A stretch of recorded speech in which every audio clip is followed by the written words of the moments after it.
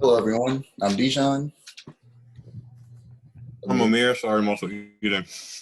And welcome to the Mustardcast, the podcast about the art of storytelling and how it's used across different mediums. Today we have a special guest. We have Eric Hunter.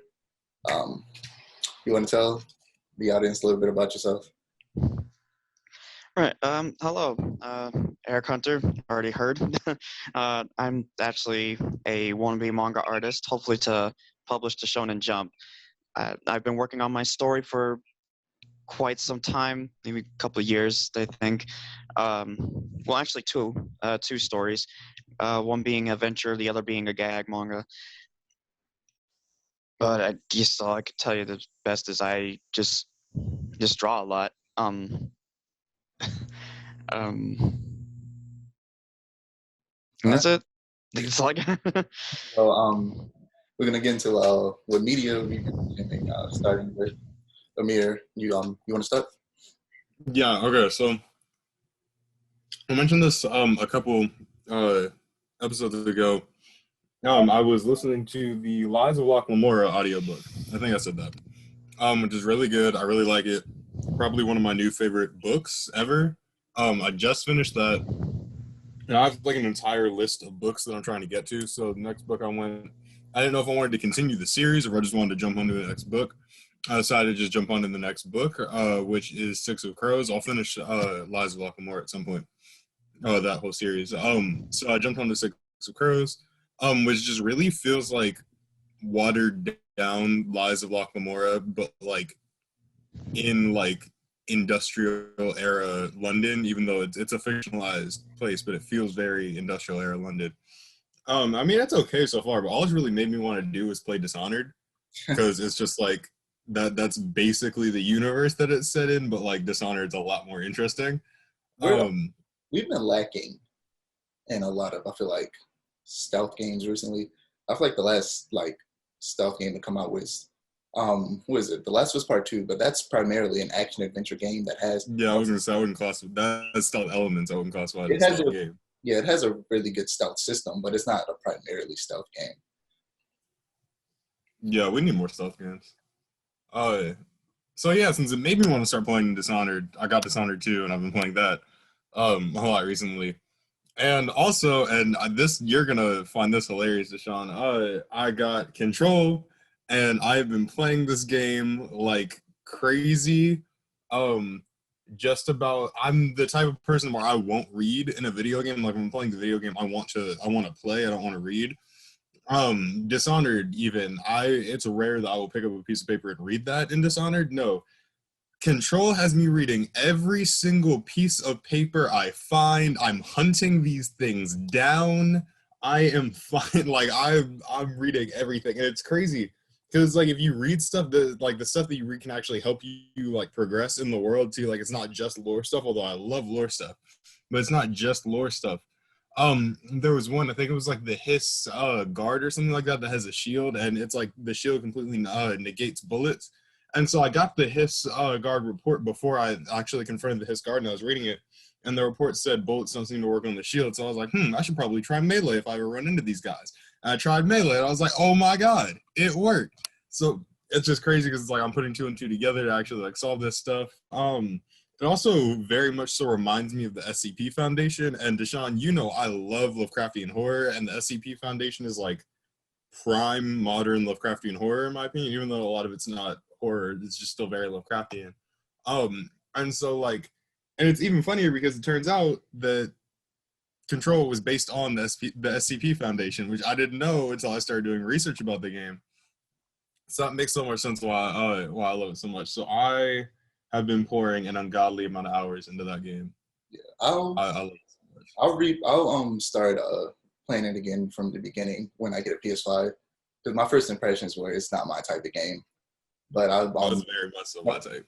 Yeah, the moment you said you wouldn't play it, I was like, he's probably gonna like it. But when I started playing, I was like, it was just a bunch of bland action and set pieces for me. But I'll check it out again. I just don't want to have to deal with those load times on PS4 again. So I'm just gonna wait till I get a PS5.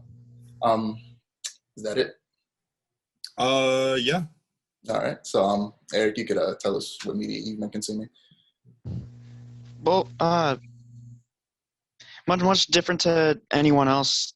I really only focus on, well, manga. It's a so I really don't really know much around other things. Anime, it's a little bit. I know my stuff around that, but I mostly pull my attention to manga since I feel that's the most. Since that's the way the author intends for the story to roll. So I usually just figure that as the canon. If something different happens in the anime, then it's different. But yeah, sometimes I'll watch the anime first, but my main start has always been the manga. Yeah. There have been times where I'm on YouTube. I just find something that's involved in Twitter. If it's something ridiculous that goes on with some chapter in the manga, like my guess, like My Hero Academia, because that on Twitter, that's just a mess. That's what I think it is. I surprisingly But run. I surprisingly don't run into anything about My Hero unless I actively look for it on Twitter. What is it? Attack on Titan, on the other hand, people like to spoil Attack on Titan. I don't understand why. Like, I don't know. People are weird about Attack on Titan specifically. It's like, of all the things to spoil, people like to spoil that, especially for other people, and I don't know why. Oh yeah, I think with a series like that, it's really not worth all that effort to spoil something. I'd tell someone it's definitely worth just watching yourself than going on the internet and hear someone talk about it. Yeah. And it's weird. This is because I go on. It's not even just Twitter. I go on my Instagram feed and just get bombarded with a lot of Attack on Titan stuff. I'm somewhat caught far enough in the manga that I was able to get into the anime, but every time I'm seeing stuff on Instagram that involves a specific episode, but that's not that's not a special case. I've seen that happen before, but it's just amazing how rapidly quick that happens. At least in my case, I think with Dragon Ball Super, I'd give it like a day for the episode to just come out, and then the next day someone will like do something. But with Attack on Titan, it's like a conversation, fan art. That stuff just comes up immediately once an episode comes. It's kind of insane, really. Yeah. Are there any manga you've been reading specifically? Well, so far I've just been focusing on One Piece, Dragon Ball Super, Attack on Titan being one of them. I've lacked on My Hero Academia, but I'll catch up on that. There are still some that I'm hoping to get into eventually once I find the right space to, like Demon Slayer, The Promised Neverland. Those are honestly two amazing stories that I really need to get behind. Before I was so swamped with other stuff that I never got to, but hopefully I get to it. Yeah. And maybe I might even just swap Dragon Ball Super, because before its story was numbing my brain a bit, to be completely honestly. I've actually I've never watched an entire episode of My Hero Academia. When I first started consuming like just that story, I read the manga, and then ever since then I've just been reading about it. I'm fully caught up. There might be a new chapter, I'm not sure, but I'm fully caught up on My Hero. I've read all of Demon Slayer. Like the moment season 1 ended, I immediately started reading Demon Slayer. The moment that season ended, I couldn't wait. I read through all of it, and like I don't know, like a week or two after I had started reading it, like after the first season ended, it might have been like a month or something. I don't know. Time works weird in COVID times, but I ended up just running through that entire manga. I do that with most anime. Attack on Titan, I finished season 3 like sometime like in the middle of last year and ran through the manga. I'm fully caught up on that too. I read the most recent chapter came out I think like last week. Who is it? Surprisingly enough, at the opening, the third opening of Attack on Titan has so many, not spoilers, but what are they called? Like foreshadow things in it. So like what things that happen in real time, like years later in the manga, and it's super weird. And it's the same. Oh. It's the same way for the ending. The ending of season 2 of Attack on Titan, I would suggest just never looking at it because it low key straight up spoils stuff that happens in the manga later on. If you actually like pay attention to it. But I suggested not paying attention to it or just not watching the ending for season 2 at all because it shows some major plot points that show up later that I never realized that they showed until then. So for me, media I've been consuming, I've reread all 6 volumes of Scott Pilgrim. It's so good. Scott Pilgrim is one of the greatest comics I've ever read in my entire life.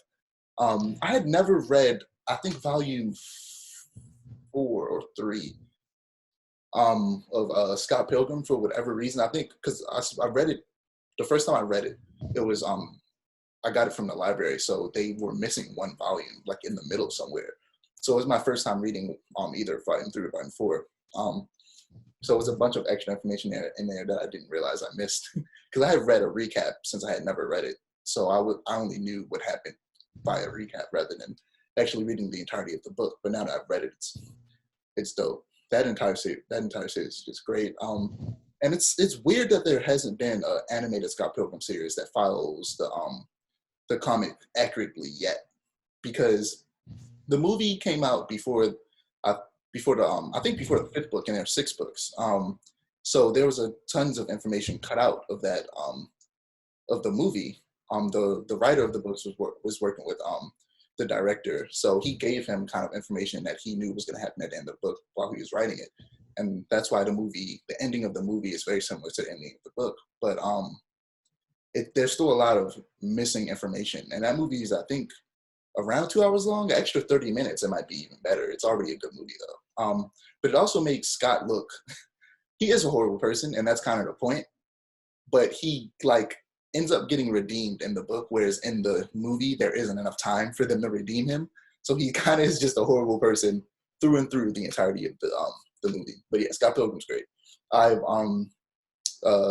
rewatched Age of Ultron last night because after every episode of WandaVision, they suggest you watch Age of Ultron. I was like, I haven't seen Age of Ultron in a while. Let me watch it. So I watched Age of Ultron. It's actually better than I remember it. There's still plenty of problems though. My biggest problem is Ultron. Eventually, like halfway through the movie, Ultron is kind of a non-factor, and he kind of just falls into the background, and he's not threatening at all. He's kind of just there. Yeah, I got that feeling when watching that movie too. Yeah. Age of Ultron, Ultron's kind of just there. And one of my biggest problems is he's not as threatening as he usually is. And I feel like a part of that was making him a bit too human, which, because Tony made him, he has kind of parts of Tony's personality. And I feel like sometimes it worked, but every time it worked, like he would keep talking and then take it a step too far and completely ruin a scene. That was good. I gotta agree here wholeheartedly. Ultron was not a menacing villain at all. Honestly, I like the fact that his plan got to a certain point where it's like he didn't need to be there anymore. Like by the time he got that chunk of Sokovia up off the ground, he didn't really need to be a present threat.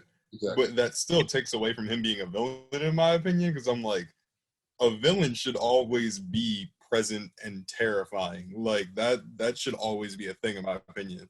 But he just kind of like faded into the background because his plan kind of took the forefront. And I'm like, really? No, on top of that, I also definitely agree that he was a little too human. Like, Avengers Earth's Mightiest Heroes, which I know Deshaun has heard me talk about it, which I think is like the best depiction of the Avengers outside of the comics. Like, I love it so much. Yeah. That really, honestly, Ultron was kind of terrifying in that show. Like, it's a kid's show, and he was a little terrifying because of how inhumane and how, like, yeah, he was the exact opposite of human in that show. Yeah. I mean, like, obviously he's a robot, but like he was like scarily, like Terminator-esque type of. That's what I felt like it was missing, because I felt like there were moments where, like, when he was talking to Black Widow and he like rips through his own body, and I was like, that's what I want. I want more of that Ultron. I want more of that menacing, scary Ultron, this killer robot. This killer robot trope that's been in comics, and not comics, but just media for like decades, where this robot takes control and tries to take over the world. Like, he's supposed to be this evil robot, and the whole him wanting to evolve humanity, that plot was fine, and him wanting to do it with something that would mimic a meteorite, that was cool. That made sense. But he was too human, and I feel like he always, every time he showed up, every time something went his way, it wasn't because he did it. It was because he commanded Wanda to do it. I feel like Wanda was more of a villain to the Avengers in this movie than Ultron was a little bit, because she was the one that broke them apart. It wasn't him. Whereas if you go to the first Avengers movie, Loki felt like a threat because the team was new, and he took advantage of that and used their distrust of each other against them, and he forced them to fight each other, and that's how he escaped. Like, Loki actually, managed to set himself as a villain by showing that he, by himself, could take down the Avengers without even laying a finger on any of them, which was great. Whereas Ultron, he felt like Iron Man lost, which was ridiculous. I felt like he should have won that fight, and then like ran off in like a different robot's body, and then the Hulk, Wanda had like messed with his mind and had him, rage out. While Ultron was kind of just, he was being the puppet master, whereas, the whole thing was about him breaking his strings and becoming his own, like, robot. and doing so, him being the puppet master makes sense, like the reversal of him from being the robot that's being controlled to him being the person controlling things. But I feel like he relied too heavily on Wanda. And one thing I feel like would have been cool is before Vision became Vision, Ultron actually did get into that body, and he was using that body, and like the body, it looked the way that it did, but Vision could like create clothes like he did in the movie. So maybe he created clothes that looked different, so he looked way different from what Vision ended up looking like in the end of the movie. And then their solution to stopping his new damn near indestructible body is to then put Jarvis into that body, because they realized Jarvis was actually smart enough to keep Ultron out of from getting nuclear codes. And that's why Tony was like, okay, then that means that Jarvis could potentially beat out the portions of Ultron's system that actually got implanted into the Vision body. If they did that, I feel like it would have made more sense. Then he would actually feel like a credible threat. He would have been messing them up in Vision's body, because Vision's powerful as hell. And then the way to defeat him is by Jarvis taking over Vision, and then taking over his body, then becoming Vision, and expelling Ultron's body. He has to go to a different robot.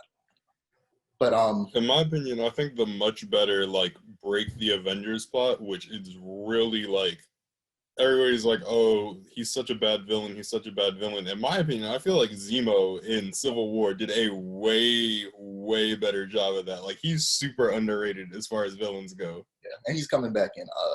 I know. I'm so excited, bro. Falcon and Winter Soldier. I'm so hyped.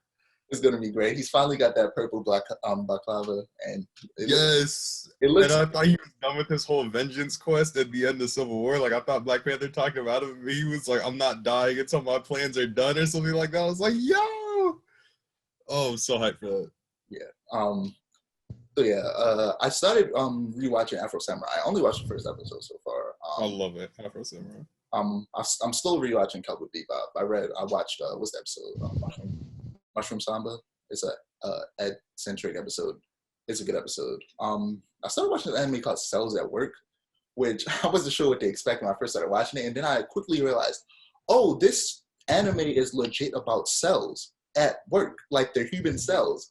One of the main characters is a red blood cell, and the other one is a white blood cell, and it's actually pretty cool, and it's actually really informative. So I feel like this is a good anime for a teacher like show their kids in class. Like, there's this like a pneumonia like bacteria gets into like the body, and the white blood cells just come out with knives and murder the pneumonia cells. The pneumonia virus. It was great. Cells at Work is good. I need to finish watching that. Yeah, I actually like to get into that also. Yeah, I agree that actually is a very interesting show. Yeah, it's on Netflix. I feel like more like cartoons or anime could could like be super entertaining like Cells at Work is while being informative. I played the day it came out, which was the 11th. It was on Thursday. I'm 12 on the dot, started playing it, Little Nightmares 2.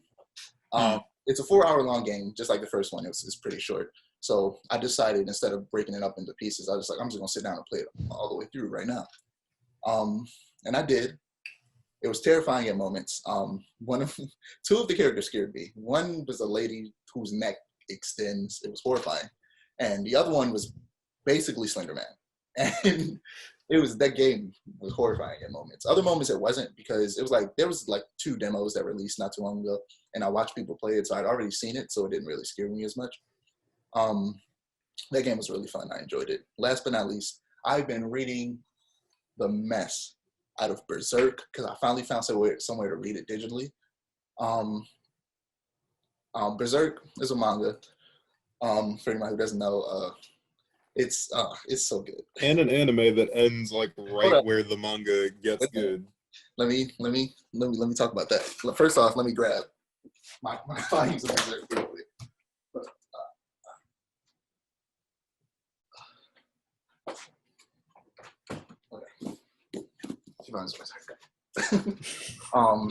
These are only 2 volumes I have. The rest of the volume, I own 3 volumes digitally, and the rest of it, I've been reading by, I shall not tell, illegal ways. So I can't afford, I can't afford to, because there's like 40 volumes. I have 13 and 14 right here, and I bought 15, 16, 17, and I think I'm on like volume 25 right now. And I don't have the money to buy all of them. So I was just like, I'm sorry, I gotta finagle. Finesse. Oh wait, how much is each of these? Each digitally is, actually, let me check. Let me check quickly. Talk about Berserk Amir. I'm gonna check how much it costs. Yeah. So they are $13 each. The price goes down after a certain point to like $8.99. Yeah, they're 12.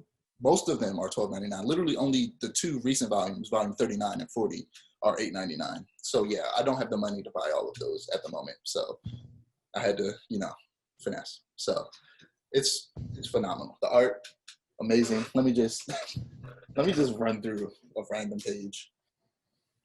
I don't know. This manga is great. Yeah, I've always loved the art of Berserk. I've loved a lot of stuff about Berserk, but like the art has always been maybe one of my favorite things. Yeah, I want the anime to continue from where 97 left off, because they remade the anime from the beginning in 3D, which is, it's so bad. I actually didn't think it was that bad. Let me tell you, let me explain to you. It's horrible, and especially if you read the manga, you know it's horrible, bro. No, I didn't think it was that bad, honestly. I didn't. If you literally sit down, watch an episode, and read the manga, and just look scene by scene, it's just, they did a horrible job at adapting it. Let me tell you about the studio that made it. We're going on a Berserk tangent. I did not plan this at all. But the studio that made it, the anime they worked on before Berserk was a like super high paced chibi anime, super fast paced, I meant to say, chibi anime, and they never worked in 3D before. So that other chibi anime was in 2D, and in terms of tone and animation style, is so vastly different from everything Berserk is. And for whatever reason, this studio got the job. I don't know whose decision this was. I don't know if it was the authors or someone else working with him to get this anime made. But for whatever reason, they thought this studio, who's only worked on super light and fluffy chibi anime, should be the people to make a Berserk anime. Not only that, but they should try to do it in 3D. Well, they decided to try and do it in 3D, despite the fact that they'd never worked in 3D a day in their life. And the director never directed a 3D anime. So, you know, some of the team probably had worked in 3D before, but the director definitely had never directed a 3D anime. And it was ridiculous that choice. That choice was ridiculous. Not only that, but the camera. You mean to make the anime CG? Yeah, the camera CG. I mean the the anime CG. Which is weird.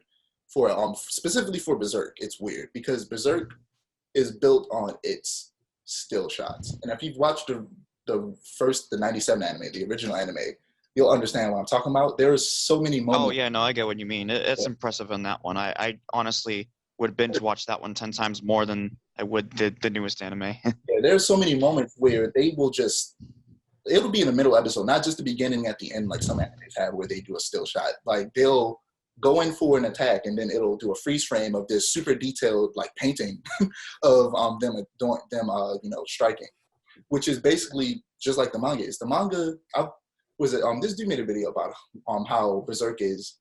He says that it's unadaptable, but then proceeds to explain in his video how it could be adapted. But essentially, it needs to be adapted in a way that most studios aren't used to animating in today's day and age, which is super, super limited animation. Because nowadays, because technology has gotten so much better, studios are able to make much more fluid animation. They're able to actually have motion a lot of motion in their tons of their episodes, rather than having to keep things as still as possible as many times as they can to save money and save time. You know, they actually have the capabilities of having things move a lot. So they just have to, they need a studio who understands that isn't what Berserk should be. Berserk shouldn't be constantly moving.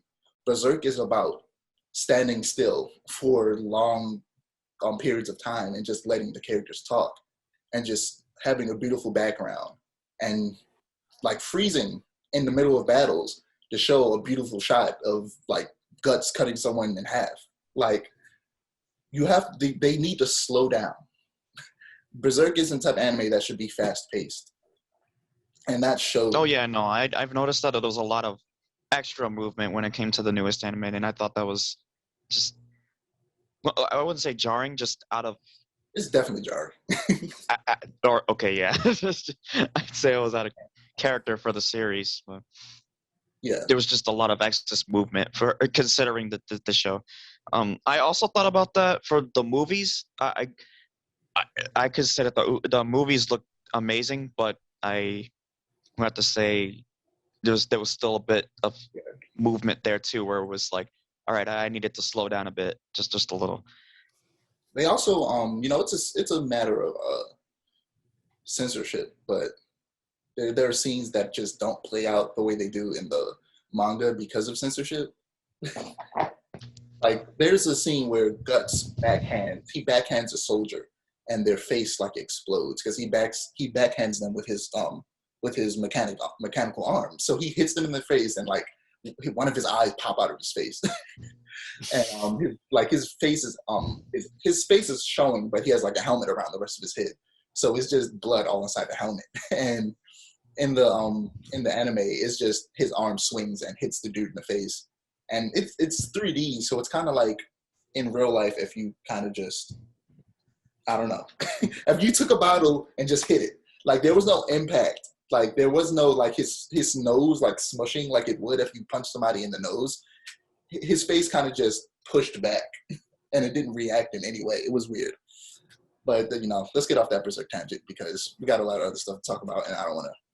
Wouldn't be the Monster Cast without tangents. We could talk about Berserk another time, but yeah. Oh. So Eric just finished watching Justice League Snyder Cut trailer. So we're gonna talk about that because that just released today. The trailer looks, it's a good trailer. That doesn't mean the movie is going to be good. Trailers can be good all they want, but movies are a completely different case. I don't have high hopes for the movie, but I keep thinking, like, what if this movie actually turns out to be good? I'm just like, how would that change things? People would probably change how they think about Snyder a little bit, show that he can do good But the thing is, he can do good when he comes back after the case, and unfortunately, the reason he left was very unfortunate reasons. Yeah, very unfortunate. I was trying to find a word. Thank you. It was very unfortunate, but he had essentially all the time in the world to make this movie as perfect as he possibly could. Of course there were limitations, but he essentially was given extra time to make this movie. So I feel like this isn't necessarily the best example of what he can do, because I feel like it's what he could do if you gave him extra time. You know what I mean? Not just extra time, but extra money. Yeah, extra time and money. Like, they gave him a lot of money and a lot of extra time. So, yeah. Maybe that's what they just need to do. Just give him more money and time, and maybe he can make a good movie. We'll see when the movie actually comes out. But they've added a lot. Darkseid's going to be a more prominent character in this movie. They've completely redesigned a couple characters like Superman and Steppenwolf. Oh yeah, I did notice a lot of the characters in there came back upgraded, like Aquaman. Since his last movie, he got the new gear and his new trident. So. Yeah, I'm glad that they are adding in those flash scenes that just weren't in the first movie. Because I was like, there's no point in adding those in the trailer. Like, those are supposed to be a major part of the movie, and they were just not there. I want them because I like the Flash, and seeing him run in slow motion is always fun to see. Especially it's one of the reasons I want, and I'm glad we're getting a big, high-budget Flash movie, because I want to see everything the Flash does, like what they try to do in the TV show, but with if we ever get that movie. Oh yeah. Like, I need to see how they pull the origin story for the Flash. I really need to see the Flash with the best CGI money can buy. That's what I want to see. See, no, that's actually the one thing I actually worry about, because it may be just me, but I don't feel for the CG that's done with the villain. I think it was the last movie. I can't really remember his name. He's got those horns. Yeah. It's probably that one. I don't know. It looked like he was far too unbelievable to be standing in the real world with the real people. I don't know. Yeah, he's no Thanos. Yeah, that's what I was thinking. When compared to Thanos, and I know that's not fair, but I mean, yeah, it just looks a little off. The studio that kind of looks like he's in a green screen. Yeah, the studio that did Avengers is like the two best CGI studios in film, like, in the world. I definitely just hope it's a lot. I hope it gets a lot better here. My hopes are that it is, because I do have maybe little problems, but then again, I'm not a big. I'm not too known about DC like everyone else is, so I can't say whether in story something looks bad or not. I would honestly say that Aquaman had an actually good story, the movie anyway. So far, watching Justice League, Batman versus Superman, I've been sitting there with a confused face the whole time. I was like, is this supposed to happen? Or here's the thing. Was he supposed to say that? And I thought the same thing when he actually said we live in a society. I'm sorry. I just like, the thing is, you don't even have to be a person who even the people who are in the comics are confused while they're watching these movies. Like, whoa, is this really happening? Or did they really just do that? Every second. Yeah, that's just going through my head just now. But yeah, that was something I had just added because I had literally just watched it 2 times, an hour before we had started recording. But so next thing we're gonna talk about, and current event things been happening recently, is Gina Carano got fired from The Mandalorian. She played and replaced by Don Cheadle. Okay. She played Cara Dune in The Mandalorian. She was fired because she's made several horrible posts, and it's the reason I actually used to follow her on social media. And then she made one post, I can't remember exactly what it was, but it was horrible. And I was like, I did not realize you were a Trump supporter. I am out of here. And yeah, so she essentially compared herself as a Trump supporter to Jewish people during the Holocaust, which is the dumbest comparison I've ever heard in my entire life. There is no comparison. A comparison I didn't think had to ever be made. Yeah, they aren't being murdered and hunted down by the government because of their beliefs. Like the president they were supporting is just out of office now. That's it.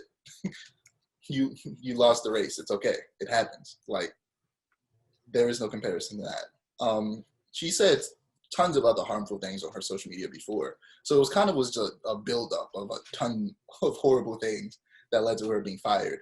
And it's not just, I was gonna say, it's not, people are like, oh, freedom of speech, oh, it's one out of context tweet, oh, Pedro Pascal, yada yada. No, there's a incredibly big difference because like this has been going on for a long time with her tweets. And Disney asked her and her PR team to stop. Her and her PR team sat down with Disney and said, yeah, we'll stop. And then she did it again. People are like, oh, Disney's just so left-leaning, oh, yada, yada, yada. Oh, because Pedro Pascal made the comparison of Trump supporters to Nazis. So they're like, oh, what about Pedro Pascal? Pedro Pascal was asked to delete the tweets, and he did delete the tweets. Gina had been asked to stop posting that stuff for well over a year and said she would and then did not. This is just consequences, like taking their natural form at this point. Yeah, like having a different opinion from people is perfectly fine. I don't think anyone should be fired for having a difference in opinion. But it's when that opinion becomes, one, you just continue to keep doing things that the higher ups are telling you not to do. Like, why would someone want to keep you on board if you're just not going to listen to what your boss is telling you to do? Secondly, it's when those differing opinions become harmful to others is when it becomes a problem. Like, it's ridiculous. She should have ridiculous is the best. She should have just shut up, just been quiet, keep your opinions to yourself, just work. Nobody need to know all of this. You could have kept it to yourself and you could have kept the job. But yeah, I honestly don't think that her character should be like written off or killed off or something like that. Because I think, Oh yeah, definitely TV, not. Yeah, TV definitely could like use, like I know it's Star Wars, so they don't technically have the same races, but they could still use a strong Latina woman like in that universe. Like, so I don't know. I've seen a couple like people on social media suggest other Latina women to replace her as Cara Dune. So yeah, I think she should be replaced by Don Cheadle. What? The best guy to replace her. Have you not seen those memes where everyone's like, no, I've seen them. Yeah, no. I just wasn't expecting to say that. No. Don Cheadle on social media is great, especially on Twitter. I love Don Cheadle. That man is a national treasure. He needs to be protected at all costs. Yeah. Secondly, we got the Last of Us HBO series. They cast Joel and Ellie. They cast Pedro Pascal as Joel and Bella Ramsey from Game of Thrones as Ellie. I haven't finished Game of Thrones. I don't even know if I've gotten to the point where she's in the show. So I don't know much. I haven't finished Game of Thrones either. I don't know much about her, but people are saying she's a great actress. So, you know, she's good. She's good. It doesn't matter to me. I'm not mad at the casting of the show. I don't know if I told you this. I definitely told Eric about how I'm not excited for this show because I don't want to see the story. I don't just want to see the same story recreated on film because the way it was made in the video games was already very similar to a film. I don't need to see it again just on HBO Max. What I would have preferred is for them to have made a story about the 20 years. In the games, there's a time jump from the beginning of the game, and it's at the beginning of the game, like the first hour or 30 minutes or something like that. There's a time jump, and it's a 20-year time jump, which is insane. So there's a whole 20 years of the world going to hell, where Joel is alive, and you could have a story about Joel and his time in between those 20 years, and him meeting certain characters that show up later in the games that are a big part of the games that he met, you know, in between those 20 years. I feel like that would have made for a better movie because I get that not everybody has played the games, but for the people who have played the game, I'm just like, man, I don't want to see the same story again. Like this story, I didn't feel like needed to be made into a movie. A show. It could have just been a new story within the same universe. That's how I feel personally. But I could. I'm gonna watch it. I definitely see something like that. Yeah, you did tell me about this before. I think it was like a day or two ago. I think. But yeah, I was thinking similar on the lines of Fear the Walking Dead, where there was a different story with different characters involved, possibly at the same time zone.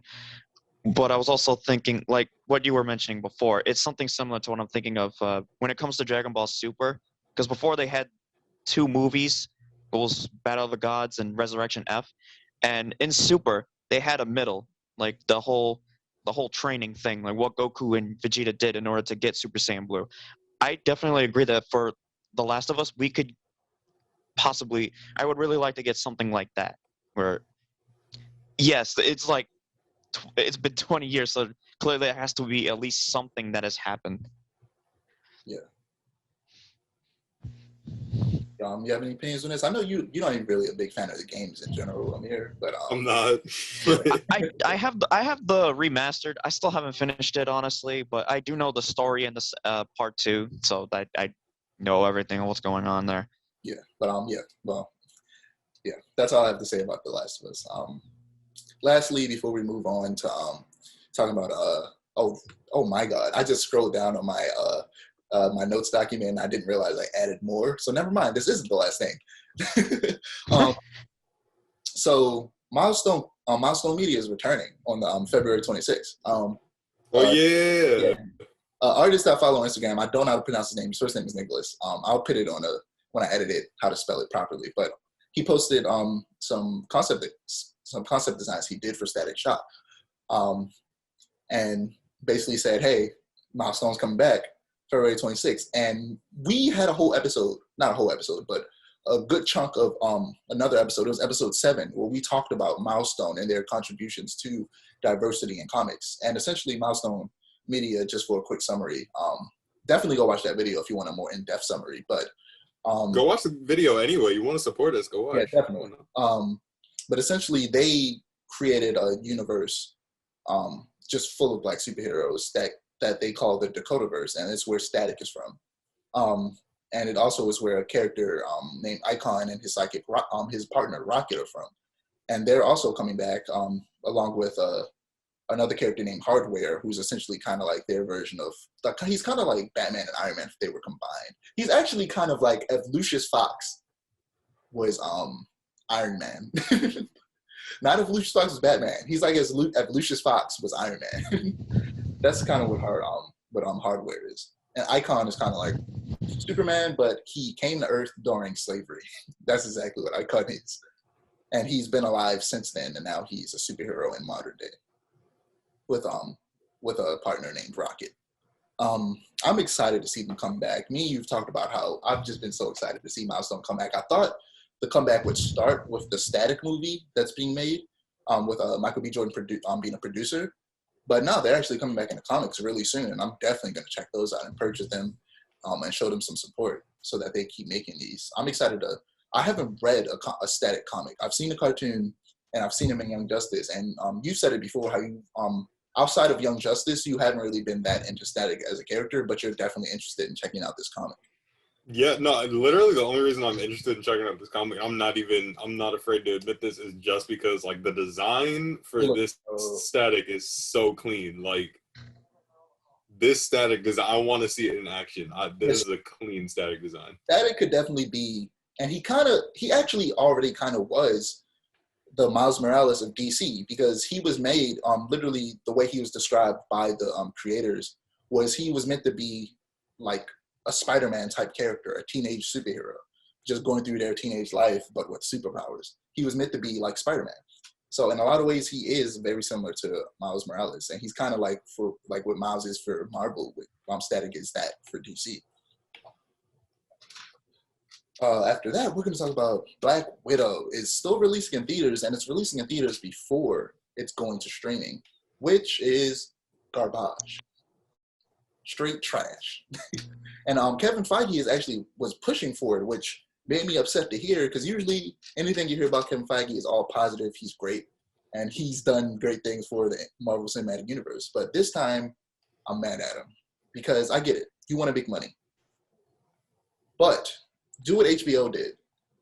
you can release it in theaters, and you can even still release it on Disney Plus with that fee that they add. Either decrease, I want them to decrease the fee, but it's a $30 fee that they usually have. Yeah, no, that's ridiculous because I'm already paying for your streaming service. Exactly. Regular movies don't cost $30 unless you're going for like the VIP seating. No, I completely understand why they're doing it, but if you're going to release it in theaters and on streaming at the same time, lower that price. Lower it down to like $15, bro. Like, make it the actual price of a ticket.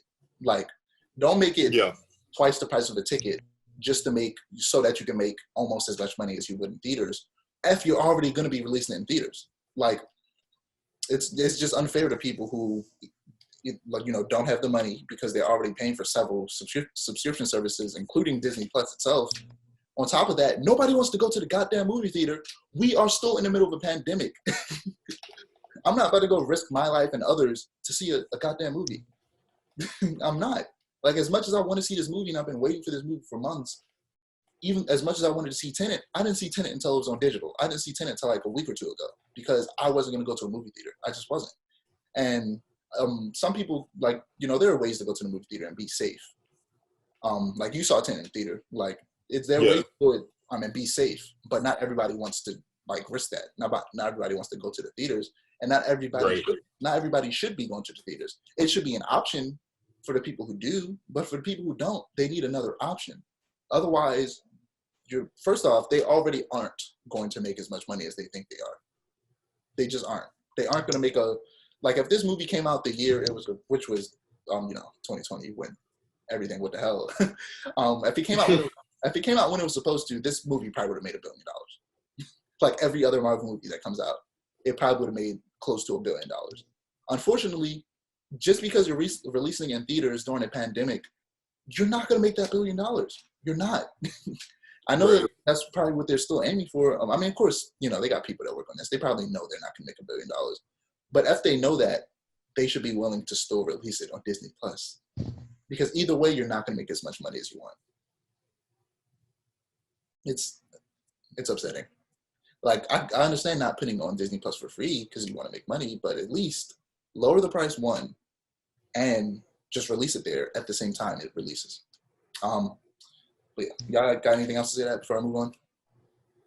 No, you pretty much summed up my thoughts. Yeah. So next, something that Eric might be able to talk a little bit more about, Zelda 35th anniversary.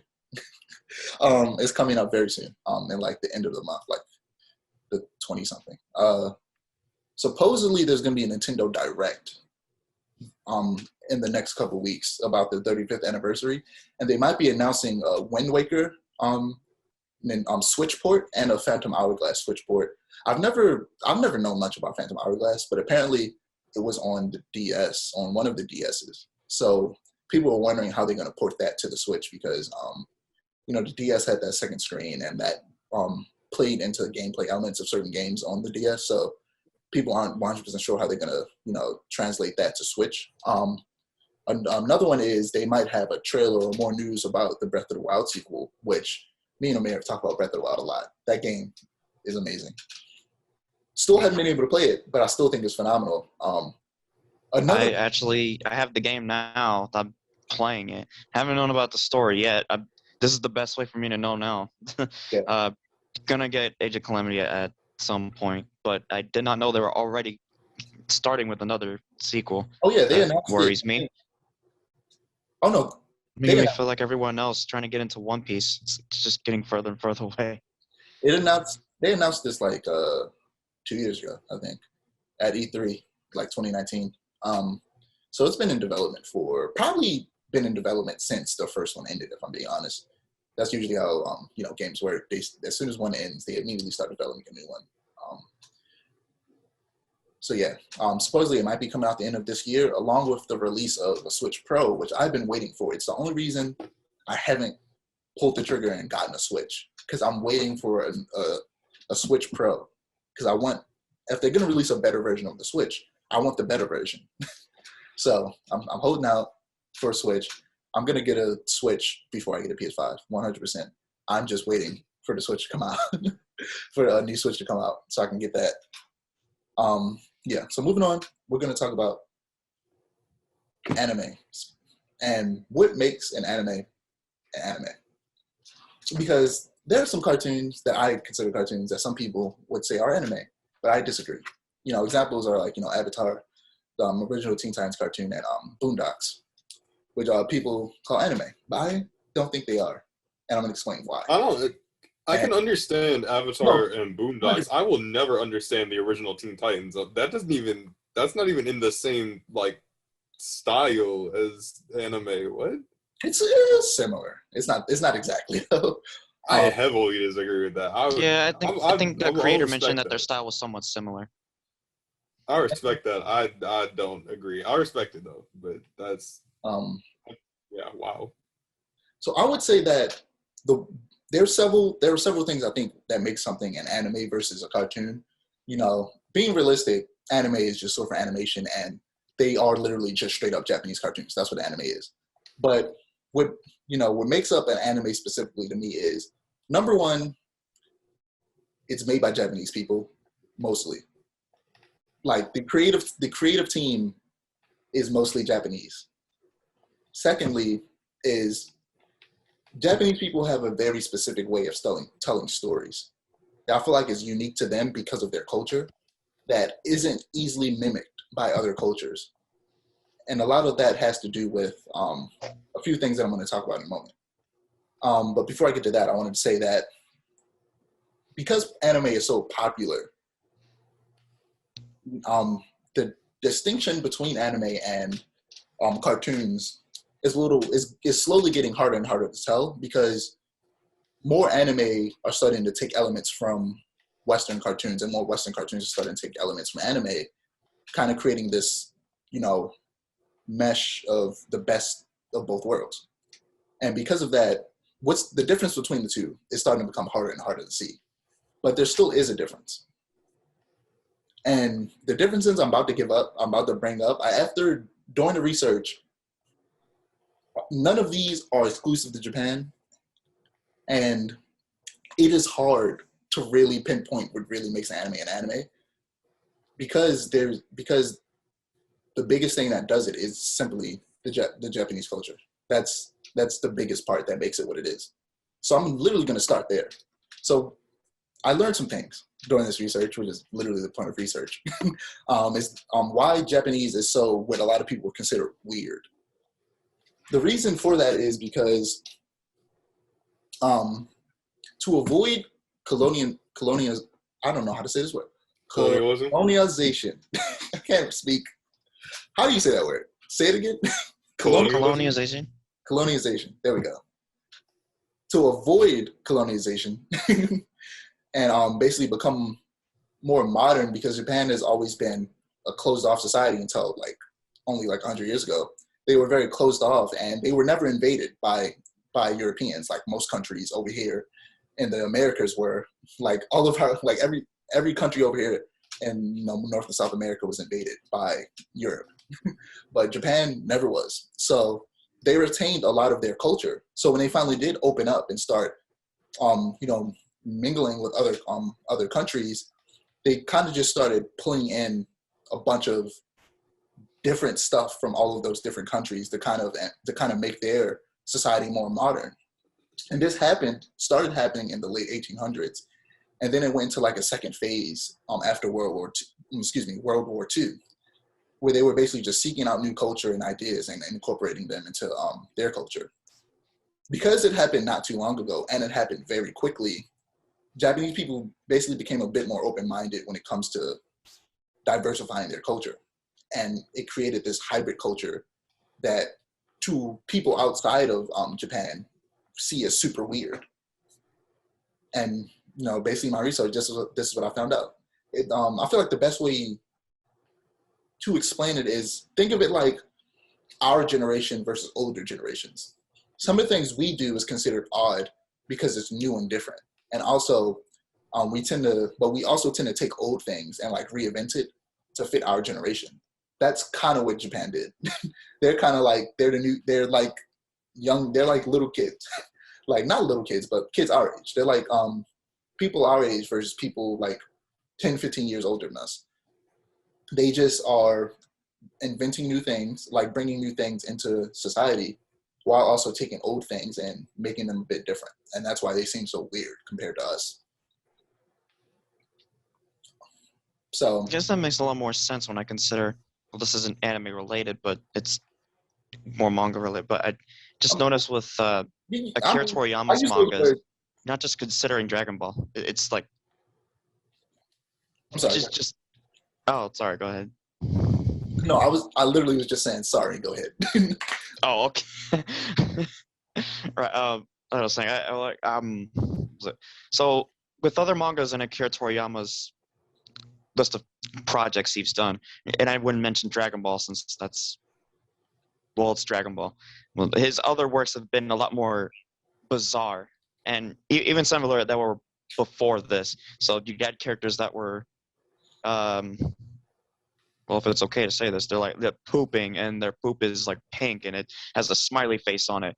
And I always question, what the heck is that? And like, it never dawned on me like, this is the kind of comedy that they're okay with over there, or at least they were used to.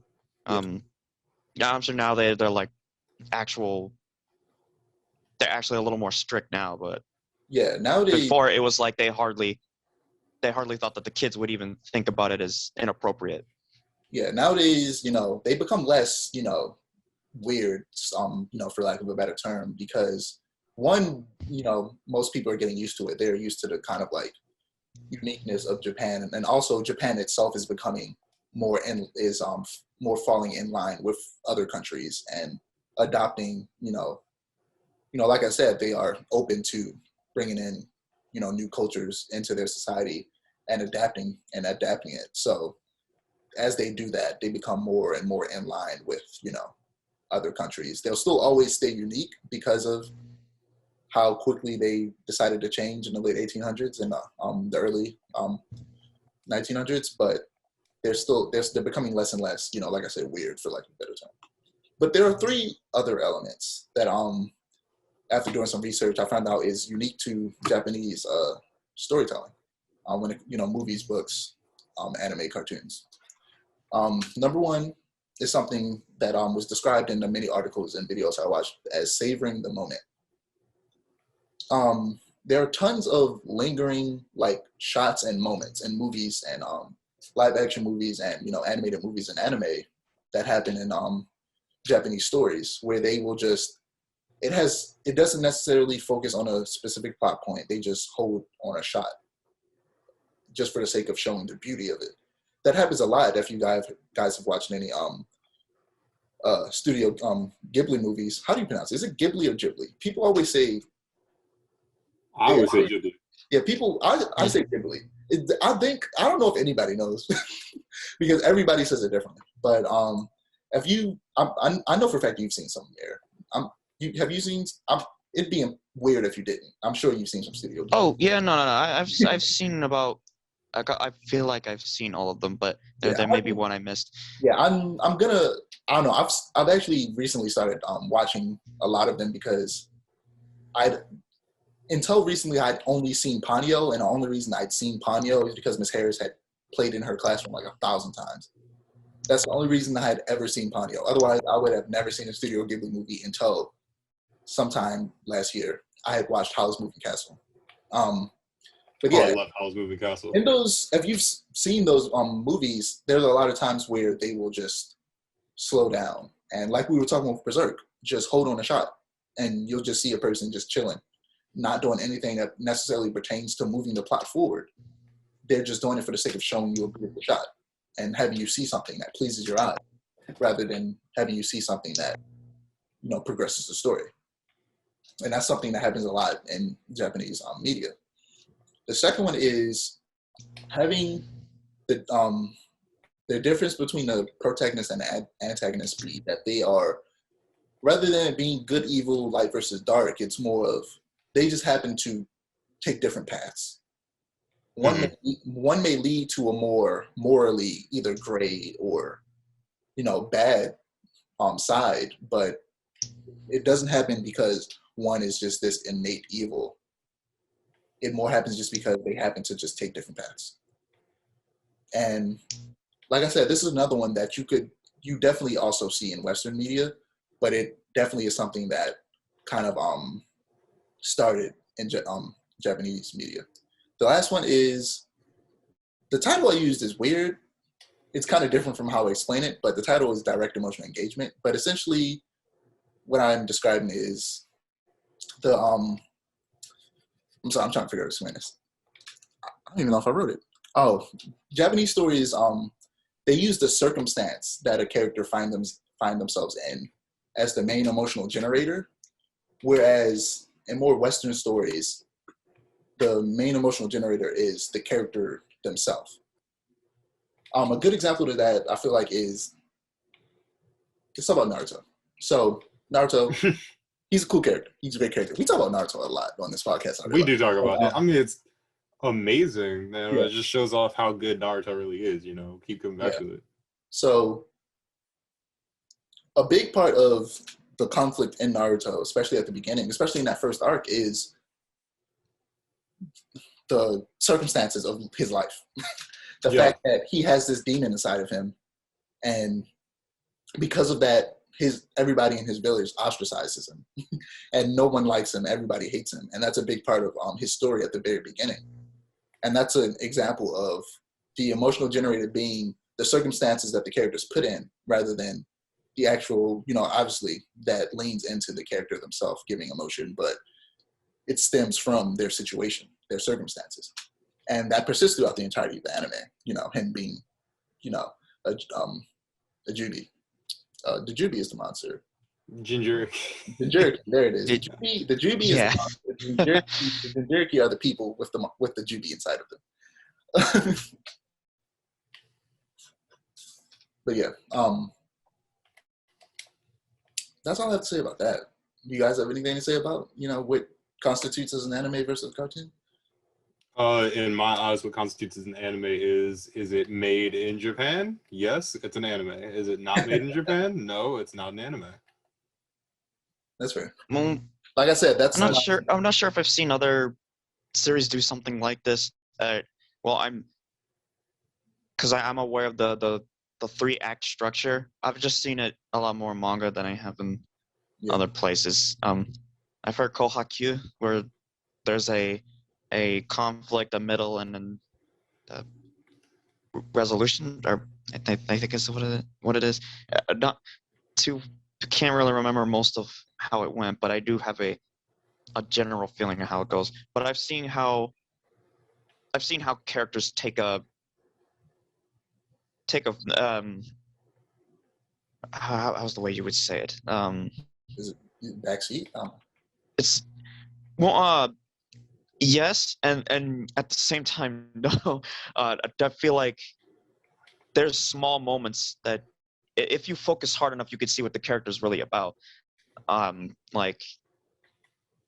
this isn't a good assessment, but it is sort of an example. An example, people would say that in Dragon Ball, Krillin is the weakest character, but if you look through moments in, say, the Planet Namek saga, he actually is the smartest person on the planet in the moment. He goes through strategy, he figures out a situation, he makes up for what he lacks in I guess strength. He makes up with his brain. So sometimes I feel and I've gotten into conversations with people like this too, they can't really agree that Krillin's really good, and maybe that he's underused in Super, which yes, he was. I mean, he was the first one to drop out. Well, I don't know. I just, every time I try to get into this argument, or I don't know, maybe argument or conversation with people, they usually just can't help but stay on the fact that he's just the weakest, and there's nothing he can really do to get himself out of that. Every character is underused in Super, but Krillin, I don't know. That's a weird argument for people to have, that Krillin isn't a good character. He's one of the best characters in the show, outside of Vegeta or Piccolo or Gohan. Krillin. It's another one. People would say Vegeta is the character with the most development, especially in Super, that's where I have to tell them that's not really a good assessment, because especially in Super, Vegeta really didn't have a role in the series, I feel like because this was at a point where Akira Toriyama and Toyotaro, they really didn't know how to write for the character at that point. They kind of they ended it at the Buu saga, where he declares to Goku that he's the best, he's number one. But in Super, they retconned it a little, saying that he's still Goku's rival and he'll still try to top him. But the way they try to get Vegeta to progress to Goku's level is a bit off. Not in the sense with strength, but in the sense that his motives are something that seems out of character, especially for Vegeta. I feel like the Buu saga was, even though, in my opinion, it's the weakest arc, it was a good end to the series, and it should have just stayed that way. Yeah, I On the gotta same level, agree I with really agree. I think it should have ended, just stayed there. It was a good ending, you know? I also think Goku should have stayed dead, but that's an entirely different conversation. On some level, I actually do agree with that. And on the same sense, like, yes, it should have definitely ended at the Buu saga. But I feel like if we did, we'd be way into the future now, where people would say, where there would be at least some new Dragon Ball game, and someone would be like, I'm not going to play the same story over and over again, which I'm still hearing to this day. I think with Dragon Ball Z Kakarot, where it's the biggest issue. Yeah, I would say they can write original stories. Like it doesn't have to. I think that's my biggest problem. It doesn't have to be canonical, especially if it's a video game. Like it doesn't have to be a story that exactly follows the manga every single time. I feel like that's a big weakness of most video games based off anime, is that they feel like they need to just recreate everything that happened in the anime in every game they make. That isn't the case. You can make an original story. That's something that's something that's become a real issue, especially with a lot of games that especially make a sort of character creator that puts them in the main focus, which I cannot honestly get behind. I think one of them in specific being, I was like, One Punch Man, a hero nobody knows. I have not played the game. I have heard from other people that it is just terrible. But I tried like going through like the story to see what it's like, and yeah, it's mainly just a retelling of the story, and if anything, maybe actually a worse way of telling it. I feel like Putting that creative character in the main focus really makes it worse somehow. I feel like there are tons of I feel like a lot of more like modern anime, like anime that came out in the last 10 years, are better suited for character creation, because let's use My Hero for example. Not only character creation but an original story, because My Hero is a large world full of a bunch of diverse superheroes. So if you give someone the option to create a character with some choice of abilities off of the list and put them into an original story that crosses with characters from the anime now and again, but the characters from the anime aren't the main focus, that would be cool. See, this is actually something that oh, sorry, I didn't mean to cut you off. I got a little excited there for a moment. Another anime I feel like could do that well is One Piece, because that world is gigantic. And there are so many devil fruit abilities, or you could not have a devil fruit at all, and you could just use hockey or something like that, or you could be a fisherman and use fisherman karate. There's so much you can do with that universe because it's so large. The bigger the world, the easier it is to create an original story and allow for character customization and creation. Whereas with Dragon Ball, despite the fact that they've expanded it to there being multiple universes, they still managed to put themselves in a box and make it to where you only focus on these set of characters. And if you go outside of that, it no longer even feels like Dragon Ball. They put themselves in a box in doing that. Yeah, I definitely had felt that. Cal and Keppel, I feel like I felt like definitely their story was a lot more rushed than I feel it should have been. Same can go for Kaba, but I mean, you would kind of have to figure out where his story even started.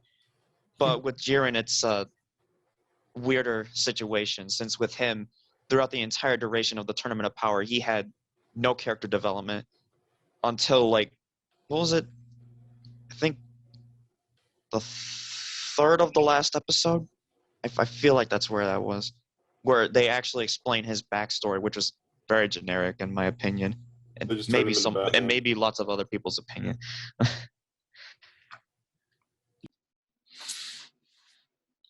All right. So we had to take a quick break because there was a lot of noise in the background. So we're back. We're gonna go cameraless for the rest of this pod. So yeah, getting back onto manga creation. I'm gonna ask you some questions. So first things first. What are the titles of your manga? And what are they about? All right, so the two titles for my manga, the one I'm putting the most effort into is Three Trios. That's going to be a action adventure manga.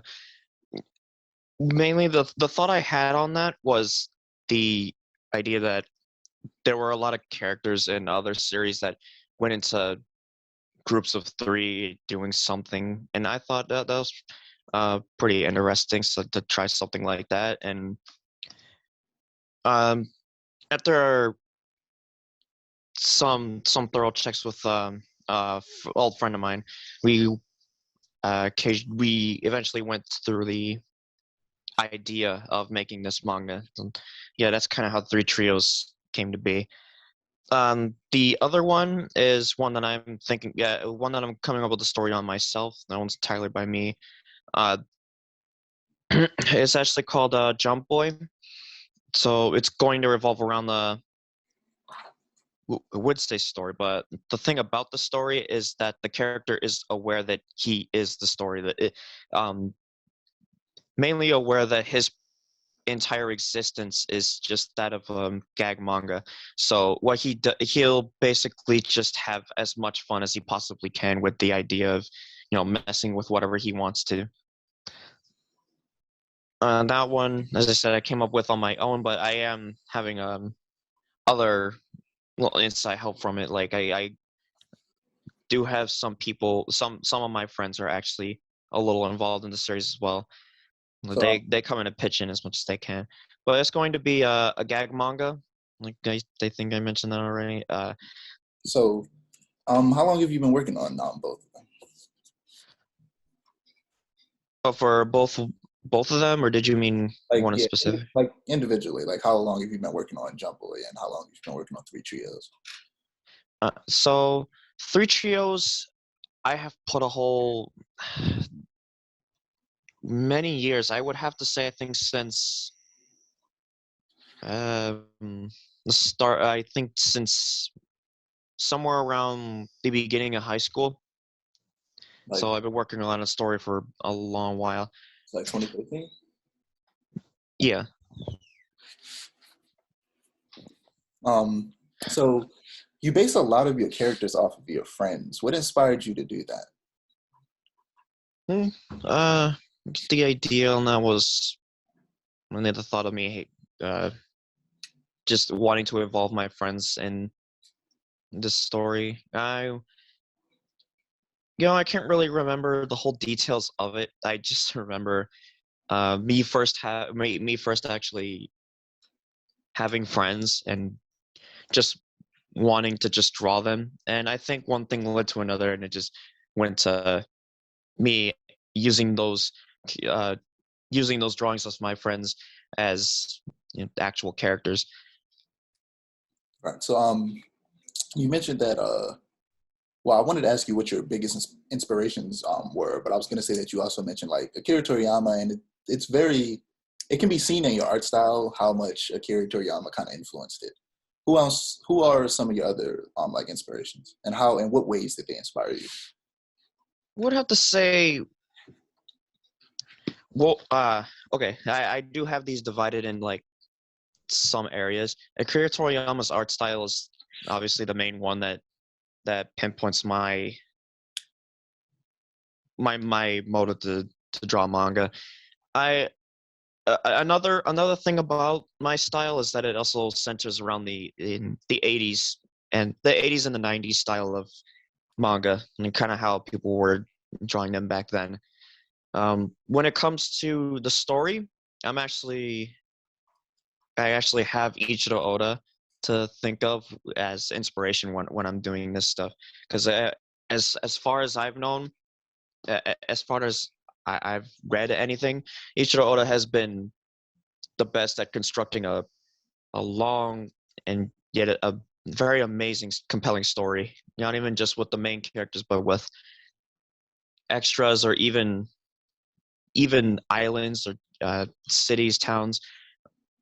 Even when it comes to history, the guy knows what he's doing, and I just hope to eventually come on that same level.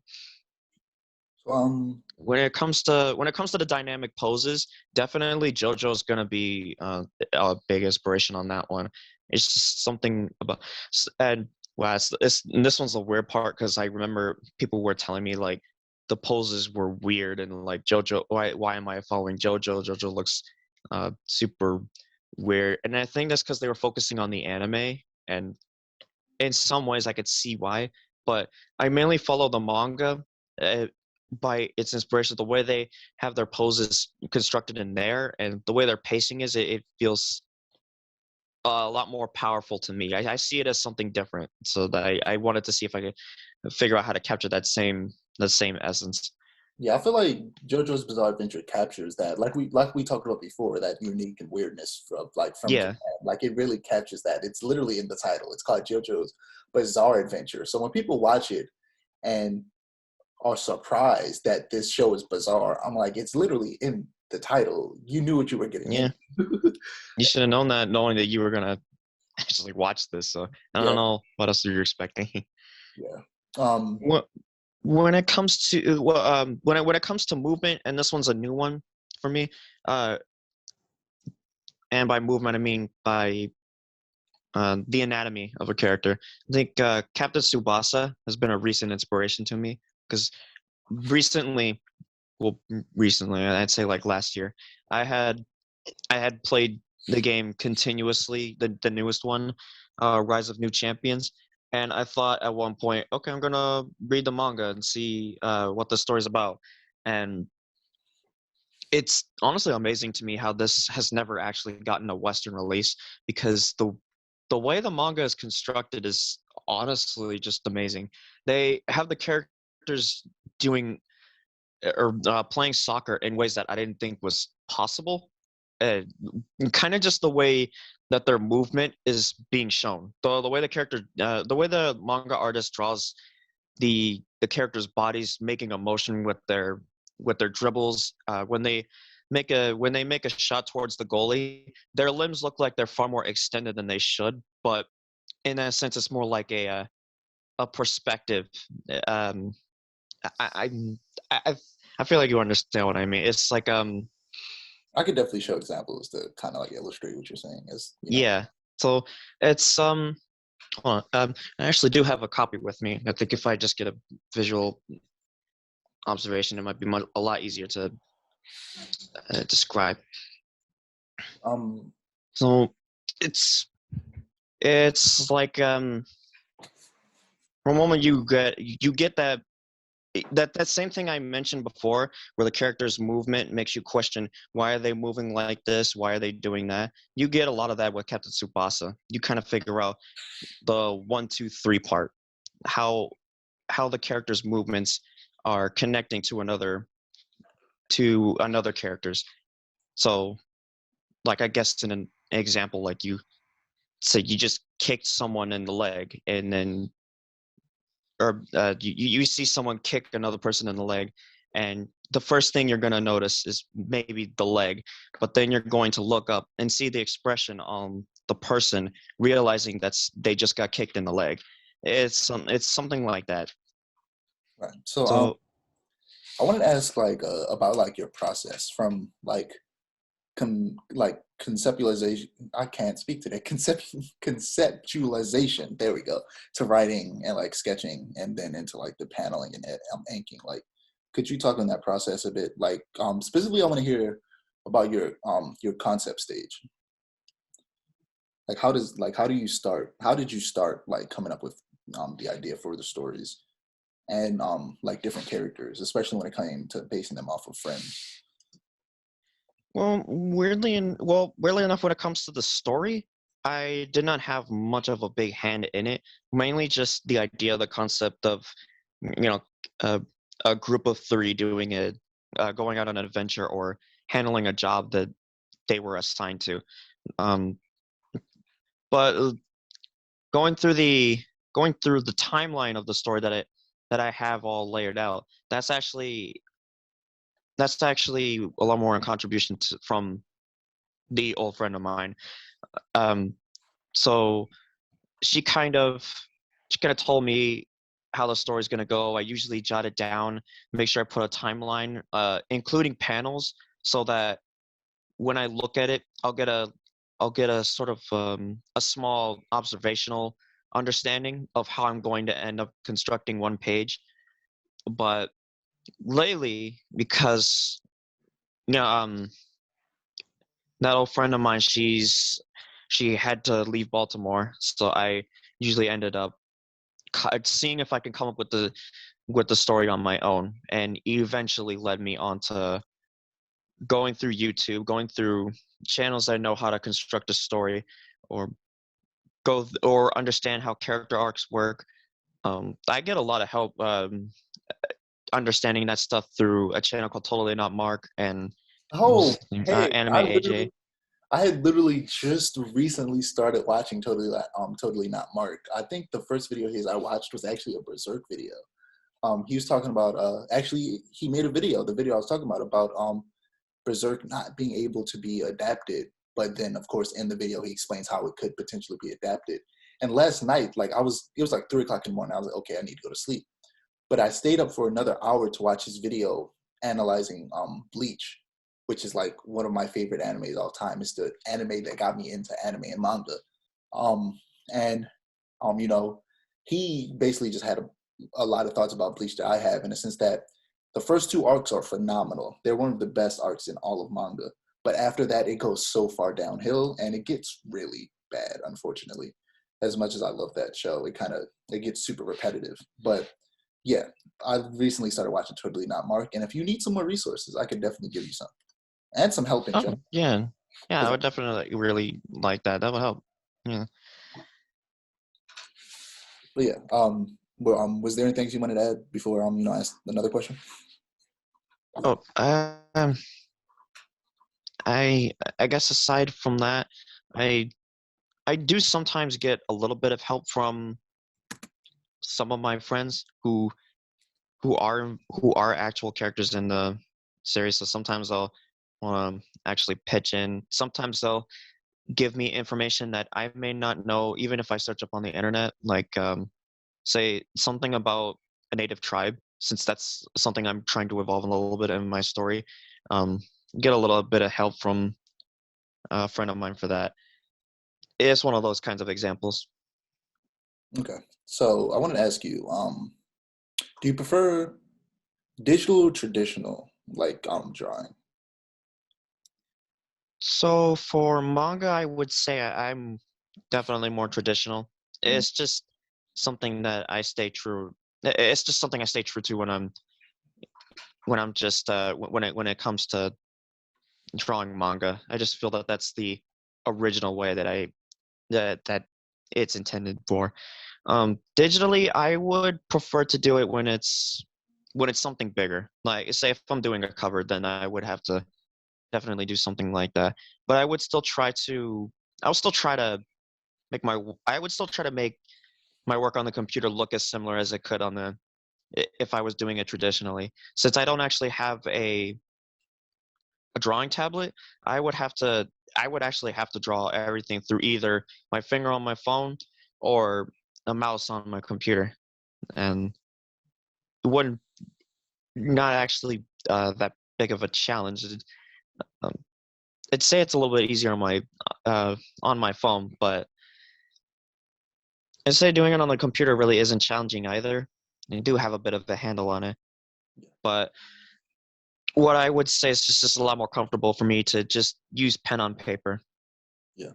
So the last thing I wanted to ask you before we move on and do these last few segments is what resources would make your work easier if you had them, like technology, materials, or like an assistant or things like that? Like what, like if you had them, would make it a much more streamlined process?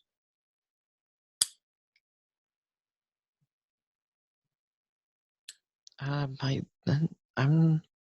guess I'm not too sure. I guess in some ways, I guess I could find more utensils that could help me draw things like speed lines. I'm almost certain that there's a type of utensil for it. Scanner would probably be useful. I think things like that would definitely help out a lot more. But so far, I don't really think I have any need for anything to help me improve. I think I really just need all that I just need all that I have. Not improve, but like make the work like easier and more streamlined, maybe faster or something like that. Not necessarily make you work better, like just make you work more efficiently. Then I would definitely say a scanner then, since for me to scan my work, I need to actually use my phone. I don't really have a printer or a scanner of some sorts like that to actually get my stuff on the computer easily. All right. So right before we ended, I started talking about the canceled live action Zelda series and Claymation Fox series from Nintendo that were canceled because of leaks. And I was saying how it was super odd for them to cancel something due to a leak. Like leaks are messed up and it hurts their advertisement a bit and kind of spoils things for people. But I don't think that's ever enough to cancel something, and things don't usually get canceled just because something got leaked. And because Nintendo has so many like anti-consumer practices, people want like immediately your thought is just like, come on, Nintendo again. Like it's just another of many weird choices by Nintendo, and as much as we all love them, it's just like they make some weird and very odd choices in their company sometimes. I definitely have noticed that they've been under a lot of fire lately. I think I've maybe since last year, or I don't know how long has the drift existed on the Switch so far? I don't know, technically since the beginning, because it was always there. It just was a matter of time yeah, right. it started happening. But like, Weirdly enough, they only just now acknowledge it. yeah. I think that even though I would prefer a 2D animated Zelda series, I think that it's one of the series. It's a series that could work in live action because most of the characters are humanoid, and either through prosthetics or a little bit of CGI, you can make them look more like the characters. Like Hylians literally just have pointy ears, and that's it. They're basically elves, so they would be easy. The Gerudo are giant women with like large noses. That would be another easy one to do in live action. I think that Zelda of a lot of more stylized video games is one that could work really well in live action. What do you think?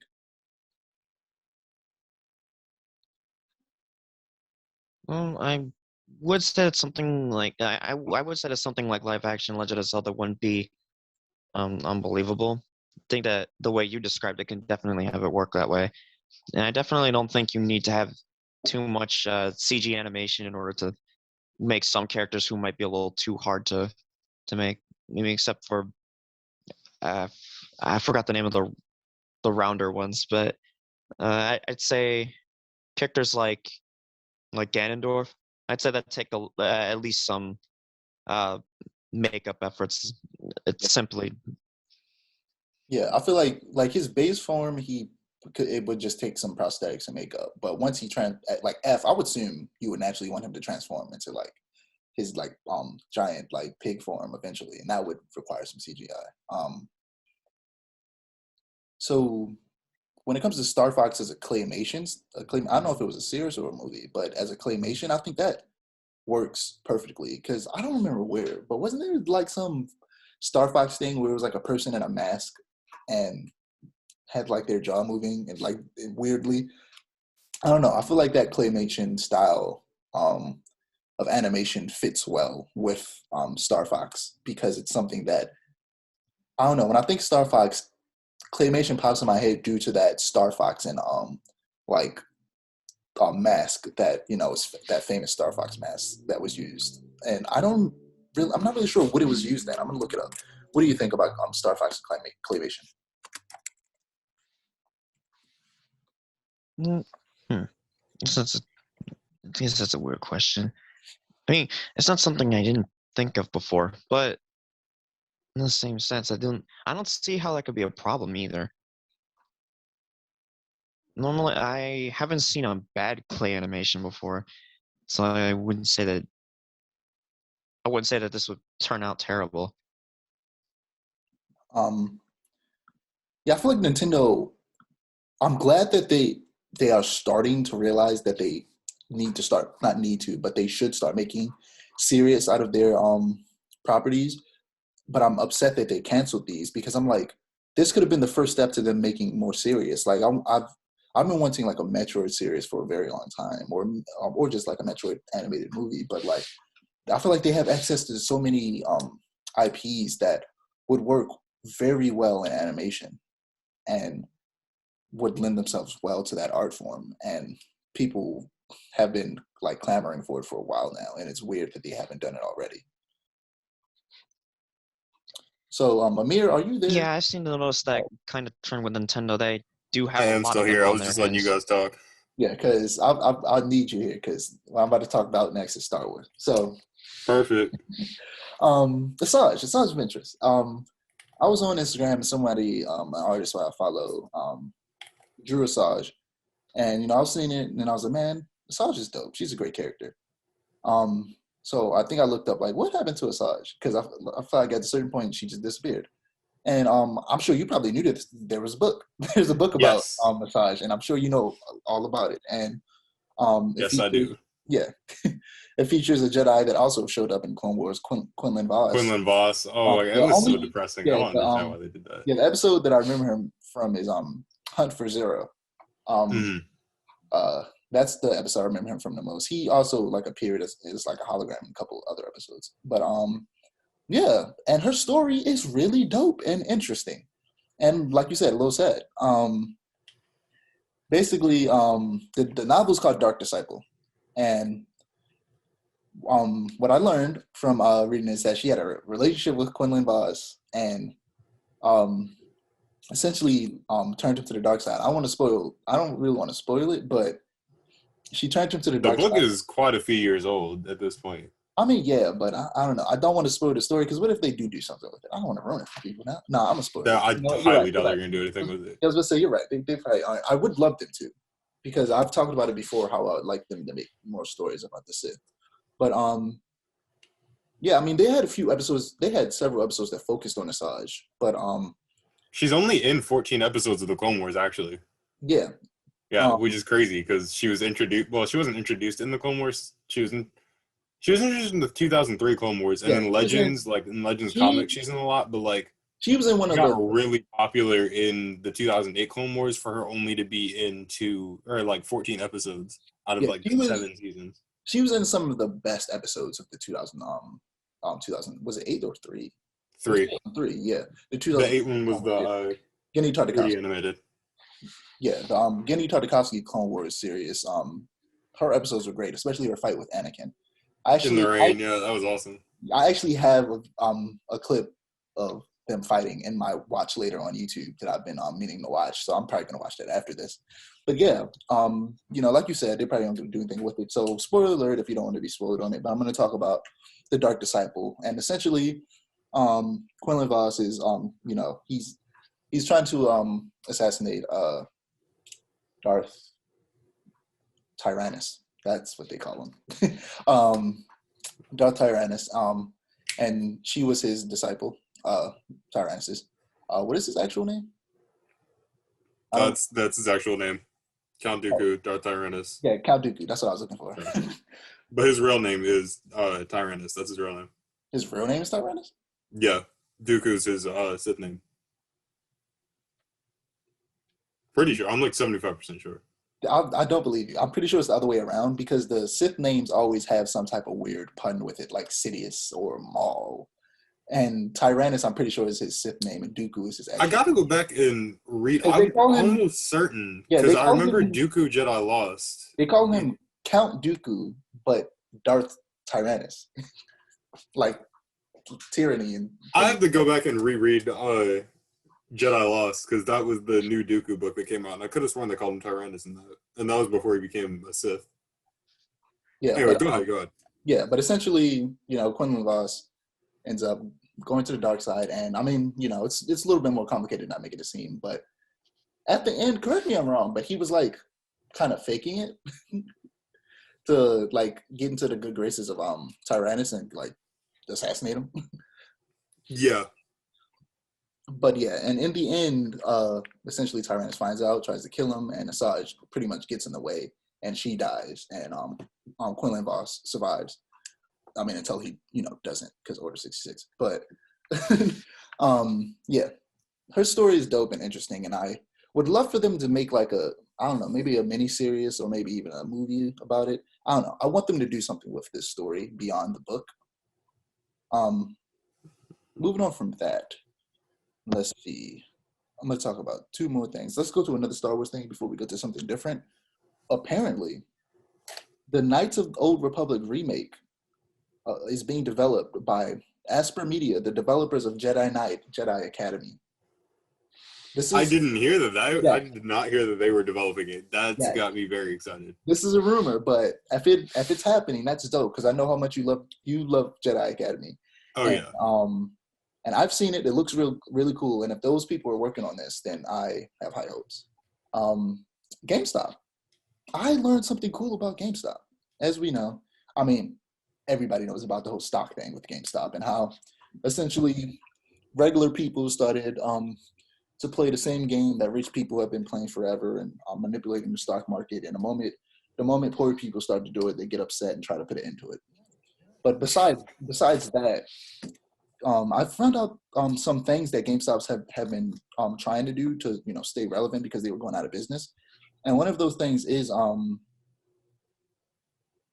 basically kind of becoming a bit of a Build-A-Bear for PCs because not everybody knows how to build a PC. You could look it up on YouTube and figure it out. But if I'm being honest, I'm the type of person of if I could just pay somebody to do it for me, I would. Which I could really technically. But essentially, they're thinking of becoming something like that, a place where you can buy PC parts, you can have somebody build the PC for you, and then you can come and pick it up. Or you could sit in there with them as they build the PC and they show you how to build it, like in the store. And I think that's actually cool. I think that's actually a really good business model and a good place for them to like switch over to, so they could actually continue to sell video games for physical copies while also doing the PC thing. I think that could be really dope. They're also fighting for the rights of people owning digital copies of games. If you don't know, when it comes to digital games, when you buy a digital game, you don't own it. You are buying a license to play the game, which means that in a sense, if they wanted to, they could kind of take that game away, which would be messed up if they did. But you don't actually own that You don't actually own that digital copy that you downloaded. You own the rights to play that digital copy that you downloaded. That's it. And they're fighting for the rights for you to own that digital copy, therefore have the option of reselling it. Because that's one of the biggest problems. We talked about it before with buying games digitally. There is no way to resell it. So if you buy a game, don't like the game, you're just stuck with the game that you spend like $60 on. Rather than being able to go, man, this game sucks, I want my money back, or I want a portion of my money back, like you would be able to do if you bought a game from GameStop. So GameStop's fighting for that, which makes sense because they're notorious for, even though their deals be trash. You come in there with a PS5, they'll probably give you $20 for it. So just to end this off, apparently I have 10 minutes left. Oh my God, this hasn't happened to me on Zoom in a long time. So we're gonna finish this off with live action anime. So I want to talk about live action anime. and how I feel about them. I think that not every anime needs to be live action. A lot of not every animated thing in general needs to be live action. For example, any Disney film that doesn't primarily star a human doesn't need to be animated. It doesn't need to. If it doesn't star humans, it doesn't necessarily need to be animated. Lion King didn't go so well. I think there are ways it could have worked based on the Jungle Book movie that was on Netflix called Mowgli. But, unfortunately, Lion King didn't work. When it comes to anime, examples of anime I don't think can work in live action are super long anime, because that would require you needing to make a lot of movies. And either you make a lot of movies or you cut a lot of material from the manga and anime to make the movie, to make a limited amount of movies, which would suck. So I think it varies depending on the anime. Like the ones I think could work amazingly are Cowboy Bebop, which is getting a live action series, which I think could be great if they do it right. Samurai Champloo, which is by the same creator as Cowboy Bebop, Shinichiro Watanabe, which we've talked about a lot on this show. I think Samurai Champloo can make an amazing live action show. Berserk, I feel like can make an amazing live action because it's it's basically medieval knights versus demons. And I think that is something that could translate very well to live action. I mean, we've seen something similar of like fantastical creatures versus humans and stuff like that in something like, Lord of the Rings. So I feel like we could definitely see a Berserk live action do really well. And we've talked about it before, even though Dragon Ball Evolution sucks, me and you, Amir, think that Dragon Ball could work in live action. If they go the martial arts route and like the 70s absurdity that they do with those martial arts movies. Oh, you just reminded me. Okay, never mind. Go ahead, keep going. Yeah, so like, I think it could work. The ones that I'm just saying, are there any anime you guys think could work within like the limitations of live action versus animation? Honestly, I don't think Death Note would be that hard. I don't know why every single Death Note adaptation has been so garbage. Yeah, I agree. It's literally the only like unrealistic part, like the biggest unrealistic parts are the Shinigami and the Shinigami realm. Other than that, almost everything is completely doable on like a college student budget. Like you just need to buy like a Death Note and like it would not be that hard. It truly wouldn't. I don't understand why every adaptation feels the need to change everything about it. Yeah, the thing about that is you're right, and it could have. The biggest problem with that movie was they decided to make it take place in America for no reason whatsoever. It's it's not like Asian actors don't exist, man. Yeah. They exist everywhere. Japanese actors exist, guys. Hire them to make these stories about Japanese people. It's not so hard. Like you said, that was one of the biggest changes they made that didn't make any sense. The one that would have worked perfectly is William Dafoe as his name. He goes by Willem Dafoe, but his real first name actually is William. I learned, which is weird. Willem Dafoe as Ryuk was perfect casting. He was. I actually agree with that one. Willem Dafoe sounded great as Ryuk. He was so good. He low-key, actually in real life, low-key kind of looks like Ryuk in the face. I'm not gonna lie. He does. No disrespect, man, but he looked like Ryuk a little bit in real life. But yeah, I want to see Willem Dafoe as Joker, honestly. But yeah, people have been watching that for so long.